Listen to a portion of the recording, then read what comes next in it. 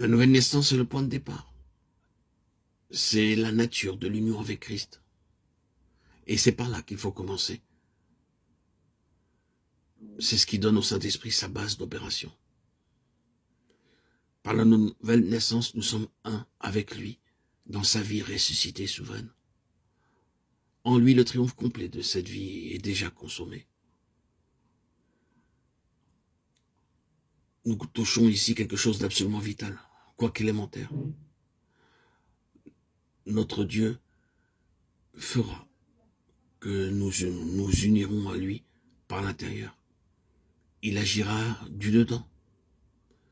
Il n'y a qu'un espoir pour vous d'arriver à la gloire. Et c'est un chemin sûr. C'est Christ en vous. Il y a une nécessité absolue pour tout enfant de Dieu, appelé enfant de Dieu, de vivre de la nouvelle naissance. Qu'est-ce donc que la nouvelle naissance, somme toute? C'est par la foi, recevoir dans le cœur Christ, c'est-à-dire la vie. Non pas la vie en tant qu'abstraction, mais la vie qui est indissolublement liée à la personne. Il ne peut pas en être autrement puisque le Saint-Esprit est une personne. Il est l'Esprit de Christ et il est l'Esprit de vie. Aucune relation avec Christ n'est possible en dehors de l'habitation intérieure du Saint-Esprit. Si quelqu'un n'a pas l'Esprit de Christ, il ne lui appartient pas. Romains 8, 9. Ainsi Christ, le Saint-Esprit et la vie éternelle sont un, en tant qu'ils sont tous les trois à la base de notre relation avec Dieu. Christ est l'objectif et la réalité centrale. Le Saint-Esprit est le divin agent. La vie éternelle est le fondement de nos rapports avec Dieu.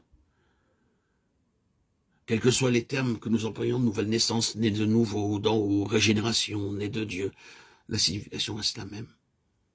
Nous recevons en Christ, par le Saint-Esprit, la vie de celui qui est à la droite de Dieu. Le processus de conformation à son image reste lettre morte jusqu'au moment où cette vie est déposée en nous. De même que la vie qui se manifeste, c'est un nouveau-né portant en germe tous les éléments, toutes les possibilités, tout le potentiel de l'homme fait de même à la nouvelle naissance. La vie de son esprit que nous recevons alors contient en germe tout ce que représente Christ, amené à la perfection. Cette vie-là n'existe par nature chez personne. C'est le don de Dieu à la nouvelle naissance, le fruit de la régénération par le Saint-Esprit. Et c'est autour de cette vie nouvelle et intérieure que gravitent tous les intérêts de Dieu. Donner à cette vie l'accroissement qu'elle comporte, en développer toutes caractéristiques, tel est le seul objectif que poursuit le Saint-Esprit chez l'enfant de Dieu. Mes petits enfants, écrivait Paul en s'adressant à certains croyants, pour qui j'éprouve de nouveau les douleurs de l'enfantement jusqu'à ce que Christ soit formé en vous. Christ formé au-dedans. Telle est la nature de la croissance spirituelle.